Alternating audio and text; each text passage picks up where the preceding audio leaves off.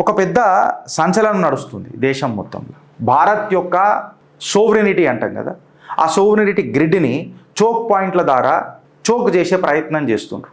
Logic మర్చిపోయి magic మొదలైంది. జాగ్రత్తగా ఉండ్రి. India middle east economic corridor ఏదైతే ఉంది కదా, అది కేవలం ఒక బిజినెస్ కారిడార్ కాదు ఫ్రెండ్స్, భారత్ యొక్క సివిలైజేషనల్ కారిడార్. చైనా మనకు చోక్ పాయింట్ చేసే ప్రయత్నం చేస్తుంది. ఒక డెప్ట్ ట్రాప్లకు తీసుకొని చూస్తుంది చైనా. ప్రతిసారి పోర్ట్లను కొనే ప్రయత్నం చేస్తుంది. దాని తర్వాత మనం పార్ట్నర్షిప్లో ఉందాము అని చెప్పి అలా అప్పుల కుప్పలలో వేసి తర్వాత ఈడు ఓనర్ అవుతాడు. అమెరికా వాడు ఇండైరెక్ట్గా ఎంటర్ అయ్యి ఈడేమని మాట్లాడిండు, శాంతి మంత్రం మీద మాట్లాడుకుంటా దీన్ని ఒక బ్రిడ్జ్ చేసే ప్రయత్నం చేసి వాడు కమాండ్లకు తీసుకొని చూస్తాడు. వాడు యుద్ధాన్ని రీఇంజనీరింగ్ చేస్తున్నాడు, కన్స్ట్రక్షన్ చేస్తున్నాడు. దేనికోసం?